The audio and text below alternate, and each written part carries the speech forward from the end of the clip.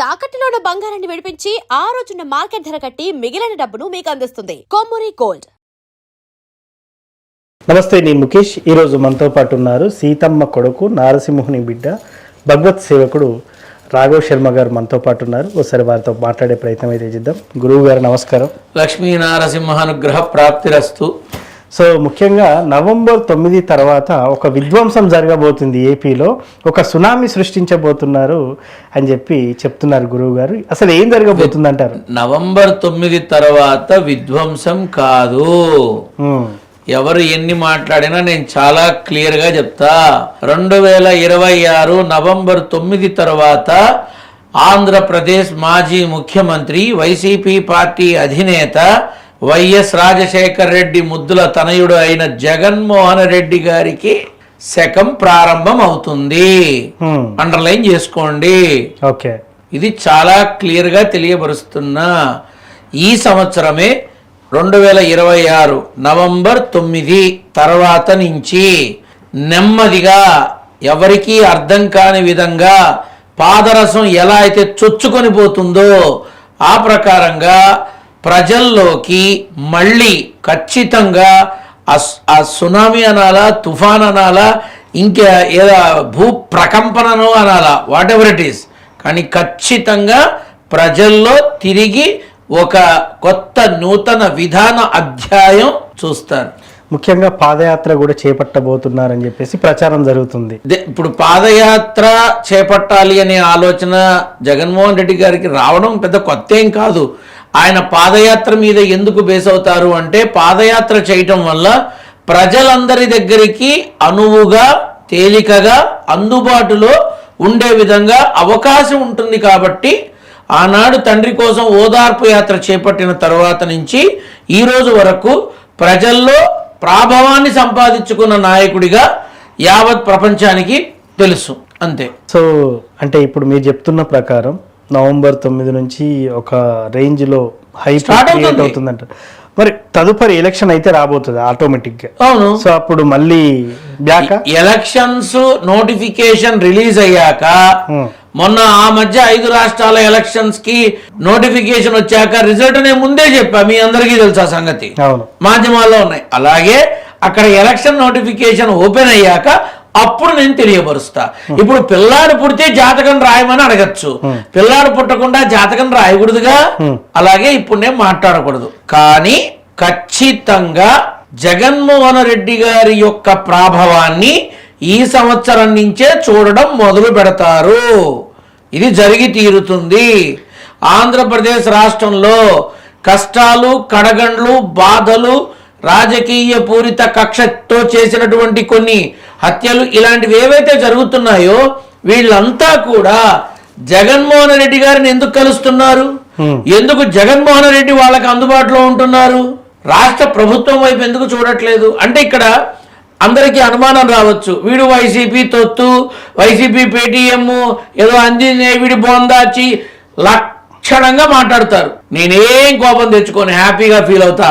ఎందుకంటే వాళ్ళు మన ప్రోగ్రామ్ చూస్తేనేగా పెట్టేది. ఆ ప్రకారంగా అందరూ చూశారని సంతోషిస్తా. కానీ ఇది నిజం. రాష్ట్ర ప్రభుత్వం దగ్గరికి ఎవరు వెళ్ళటల్లా. ఎందుకు? రీసెంట్ గా జగన్మోహన్ రెడ్డి సాయికృష్ణ అనే వాడి దగ్గరికి వెళ్లేంత వరకు ఎవరన్నా కదిలారా? ఏ ఆఫీసర్ అన్నా కదిలారా? ఎవరన్నా ముందుకొచ్చారా? చివరికి సీఎం ఆ కుటుంబాన్ని పిలిపించుకొని క్యాంప్ ఆఫీస్ లో కూర్చొని న్యాయం చేస్తాను అని మాటిచ్చి అప్పటికప్పుడు కేసు పెట్టి అప్పటికప్పుడు యాక్షన్ తీసుకున్నారు. ఇది జగన్మోహన్ రెడ్డి గారు అడుగు వేశాకేగా, అంతే కదా, వేయకముందు కాదుగా. ఇలా ప్రతిదీ రాష్ట్ర ప్రభుత్వానికి ఇదొక భయంకరమైన అగ్ని పరీక్షగా మారబోతోంది. గమనిస్తే చాలు. మీరు గతంలో ఇంకో మాట కూడా చెప్పారు, అసలు అమరావతి రాజధాని అనే ఊసే ఉండదు, మావిగన్కి వెళ్ళిపోతుంది మొత్తం అని చెప్పేసి. ఇప్పుడు మావిగన్ అనే పేరు అనౌన్స్ చేసినప్పుడు 1-2 రోజులు భయంకరంగా ట్రోల్ చేశారు.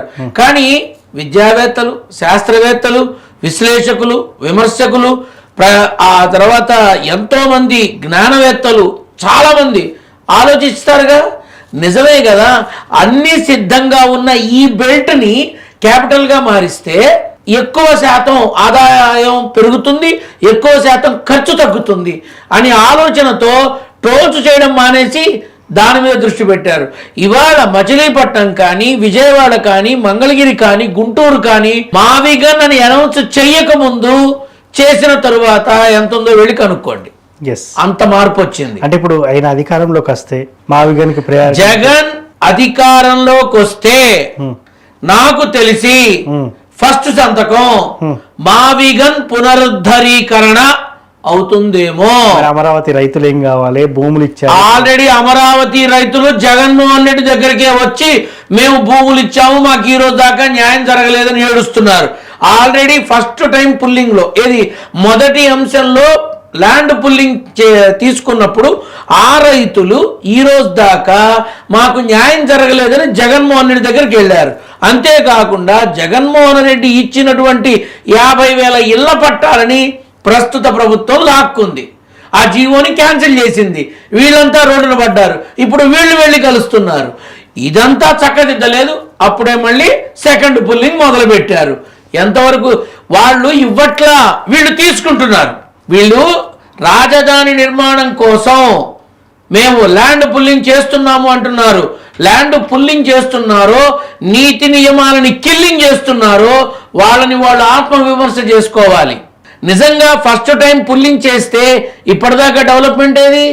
అదే ఏం కనిపించట్లా. సరే, నేను చంద్రబాబు నాయుడు గారిని నేరుగా అవకాశం ఇచ్చి చావరు. ఎందుకంటే మునిముడా కొడుకుని మొహం మీద మాట్లాడతా, నాకేం భయం.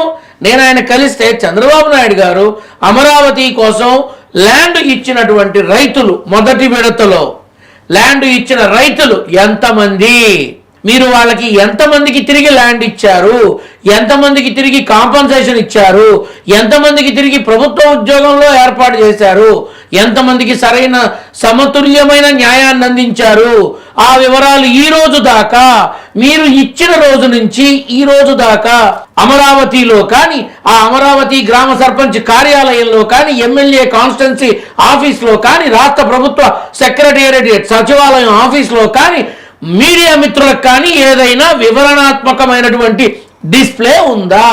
లేదు, ఏమీ లేదు. ఉందా ఎక్కడన్నా? నేను అడుగుదాం అనుకుంటున్నా. చంద్రబాబు నాయుడు గారు ఈ విధమైనటువంటి వివరణాత్మకమైన వివరణ, ఏ రైతు ఎంత ల్యాండ్ ఇచ్చాడు, ఆ ఇచ్చిన ల్యాండ్కి మీరేం తిరిగి ఇచ్చారు, ఈ వివరణ మాకు అందింది ఎన్ఓసి సర్టిఫికెట్తో రైతు ఇచ్చినటువంటి విధంగా ఏదైనా మీరు పబ్లిక్ గా తీసుకొచ్చారా? లేదు. తీసుకొస్తారేమో రాబోయే రోజు. ఇంకెప్పుడు ఫస్ట్ పుల్లింగ్ లో ఎంతమంది రైతులు ఉన్నారు? మరి జగన్ తీసుకున్నాడని చెప్పి స్వర్ణాంధ్రప్రదేశ్ అని ఒక కమిటీ పెట్టి, జేఏసీ పెట్టి వాళ్ళని రెచ్చగొట్టి జగన్ మింగేస్తున్నాడు, బకాసురుడు రాకాసురుడు అని చెప్పి మింగేస్తున్నాడని వాళ్ళని రెచ్చగొట్టి పాదయాత్రలు చేయించి విపరీతమైన విషయం చల్లారుగా. మరి వాళ్ళ మొత్తం వైజాగ్ వెళ్తున్నాయిగా. స్టీల్ ప్లాంట్ వైజాగ్ వెళ్తోంది, అవునా? ఫార్మా ఇండస్ట్రీ వైజాగ్ వెళ్తోంది, కొత్త వచ్చే ఇండస్ట్రీలు వైజాగే వెళ్తున్నాయి. రాజధాని అని చెప్పాలా చంద్రబాబు గారు, కానీ మొత్తం వైజాగే వెళుతున్నాయి. మిగతావి లేవా? మిగతావి ఎక్కడా లేవా? లోకేష్ బాబు మొన్న మీటింగ్ లో అంటున్నాడు, రాయలసీమ రతనాల సీమను చేసి చూపిస్తా, ఈ కర్నూలు, కడప, ఈ రాయలసీమ జిల్లాలు మొత్తం అద్భుతంగా చేస్తా. రాజధాని అని చెప్పలేదు, కానీ అన్నీ చేస్తానంటున్నారు. జగన్మోహన్ రెడ్డి చెప్పింది ఏంటి మరి? తను రాజధాని అనే పదం వాడాడు, వీళ్ళు వాడలా. తను చేద్దాం అనుకున్నాడు, వీళ్ళు ఆల్రెడీ మొత్తం తరలిచ్చేస్తున్నారు. ఇక్కడ మనం గమనించాల్సింది ఏంటంటే చివరికి సినిమా ఇండస్ట్రీ కూడా వైజాగ్కే పంపిస్తున్నారు అంతే మొత్తం. ఇప్పుడు ఏం జరుగుతోంది అని ఆలోచిస్తే అటు వైజాగ్, ఇటు కర్నూలు, ఇటు ఈ అమరావతి తప్ప చిత్తూరు లేదా, నెల్లూరు లేదా, ప్రకాశం జిల్లాలు లేవా, ఉభయ గోదావరి జిల్లాలు లేవా? ఎందుకు మిగతా చోట్ల వీళ్ళు ఇవ్వట్లేదు? అక్కడ ఉద్యోగ అవకాశాలు పెరుగుతాయిగా.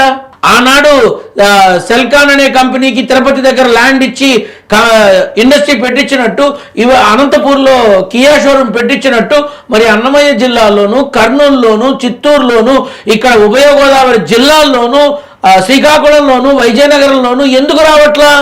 ఎందుకు అన్ని వైజాగ్లోనే పెడుతున్నారు? మనకి స్టీల్ ప్లాంట్ ఉంది, ఇంకోటి ఎందుకు? సరే, నువ్వు పెట్టావు, చిత్తూరు అవతల ల్యాండ్స్ లో పెట్టచ్చుగా, అక్కడ పెట్టచ్చుగా.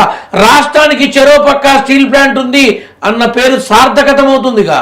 ఒక్క క్షణం ఆలోచించాలిగా. ఎందుకు అక్కడ సీషోర్లో అన్ని ఎక్కువ కాలం నిలబడి ఉండదు. వస్తువులు కానీ పదార్థాలు కానీ సీషోర్లో ఎక్కువ కాలం మన్నిక ఉండదు. వాటి రూపాంతరాలు మారిపోతూ ఉంటాయి. వాటి సర్వీసు ఏఎంసీ ఎక్కువ అవసరం పడుతూ ఉంటుంది. ఆ కష్టం లేని చోట నువ్వు పెట్టుకోవాలి. ఎస్, అవి ఎందుకు ఆలోచించట్లా వీళ్ళు? నేను చంద్రబాబు నాయుడు గారిని ప్రతి ఎమ్మెల్యేకి రాష్ట్రం నిధులు అందిస్తోంది రాష్ట్ర ప్రభుత్వం. ఆ ఎమ్మెల్యే ఆ నిధుల్ని ఆ నియోజకవర్గంలో ఏ ఏ వర్గానికి ఏ ఏ డిపార్ట్మెంట్ కి ఎంత ఖర్చు పెడుతున్నారు డిస్ప్లే ఉందా? డిస్ప్లే ఉందా ఏ ఎమ్మెల్యే ఆఫీసులోనన్నా? ఎక్కడ కూడా ఉండదు అది. ఎందుకు లేదు? ఎందుకు లేదు? ఉంటే బాగుంటుందేమో, దాన్ని ఇంప్లిమెంట్ చేస్తే బాగుంటుందేమో. రెవెన్యూకి, మెడికల్కి, జిహెచ్ఎంసీకి, స్కూల్స్కి, కాలేజెస్కి, హాస్పిటల్స్కి రాష్ట్ర ప్రభుత్వం ఎక్కడ ఖర్చు ఎంత పెడుతోంది అనేది ప్రజలకి తెలియాల్సిన అవసరం ఉంది. వాళ్ళు ఏ రాష్ట్రమైనా ఏ ప్రభుత్వం అయినా సరే. రేపు జగన్మోహన్ రెడ్డి గారు వచ్చి కూడా నేను ఇదే అడుగుతా. ప్రతి ఎమ్మెల్యే తన కాన్స్టిట్యున్సీలో తనకి వచ్చే నిధుల్ని ఏ రకంగా ఖర్చు పెడుతున్నాడు అది తెలియపరచాలి. అన్నిటికన్నా ప్రమాదకరమైన బాధ్యతలు నిర్వహిస్తున్న పోలీసు యంత్రాంగానికి పోలీసు డ్యూటీ తప్ప ఇంకొకటి ఉండదా? వాళ్ళకి మాత్రం పెళ్ళాం బిడ్డలు ఉండరా? వాళ్ళకి మాత్రం కాస్త భార్య బిడ్డలతో ఉండాలని ఉండదా? వాళ్ళకి రీప్లేస్మెంట్ ఎలా చేస్తున్నారు? డిపార్ట్మెంట్ లో తక్కువ ఉన్నారని చెప్పి అదే పోలీసుల్ని 2 రోజులు 3 రోజులు డ్యూటీలు చేయించి తర్వాత రీప్లేస్ చేయించి ఇది కరెక్ట్ కాదు. ఇది కరెక్ట్ కానే కాదు. పోలీస్ డిపార్ట్మెంట్ లో చాలా వరకు చాలా మంది హెల్త్ ఇష్యూస్ వచ్చి బయట చెప్పుకోలేక లోపల బాధపడుతున్న వాళ్ళు చాలా మంది ఉన్నారు. ఎవరు ఆలోచిస్తున్నారు వాళ్ళ గురించి? సుఖం, సంతోషం, ఆనందం ఈ 3 తెలియనిది ఒకే ఒక డిపార్ట్మెంట్, పోలీస్ డిపార్ట్మెంట్. వాళ్ళకి ఏ రకమైన వెసులుబాటు కల్పించారు? చచ్చాక డబ్బులు ఇవ్వడం కాదు, చచ్చాక ఇంకొకటి చేయడం కాదు, బ్రతికుండగా మనం ఏం చేస్తున్నాం ఇది గమనించాలి. కాబట్టి రాష్ట్ర ప్రభుత్వంలో ఈరోజు అమరావతి యాజ్ యూ ఆస్క్డ్, అమరావతిలో రైతులు జగన్మోహన్ రెడ్డిని ఎందుకు కలుస్తున్నారు? Because they have not get anything. సభ్య సమాజంలో అంటారు కదా, అందరికీ కలిపి మీటింగ్ పెడితే లోకేష్ బాబు డయాస్ మీద ఉన్నప్పుడు ఒక రైతు అడిగిన ప్రశ్నలకి లోకేష్ బాబు నడుచుకుంటూ వచ్చి తప్పకుండా మీ విన్నపాన్ని నేను చూస్తాను, నేను కనుక్కుంటాను, నేను తెలియపరుస్తాను, నేను ఫాలో అప్ చేస్తాను అన్నారే తప్ప స్పాట్లో డెసిషన్ తీసుకోవాలా, స్పాట్లో ఆఫీసర్ని పిలవాలా, స్పాట్లో ఏ రకమైన చర్యలకి ఉపక్రమించాలా ఇలా చెప్పేసి వెళ్ళిపోయారు. ఈ రోజు వరకు అతనికి న్యాయం జరిగిందో లేదో ఏపీ రాష్ట్రానికి తెలియదు. ఇది నేను అడుగుతా. సో మొత్తానికి నవంబర్ 9 తర్వాత ఏం జరగబోతుంది అనేది కూడా ఉత్కంఠంగా నేను కూడా చూడబోతున్నాను. ఖచ్చితంగా అప్పుడు మరోసారి విధానం చూస్తాను. అప్పుడు మరోసారి మనం మాట్లాడుకుందాం. ధన్యవాదాలు. లక్ష్మీ నరసింహ.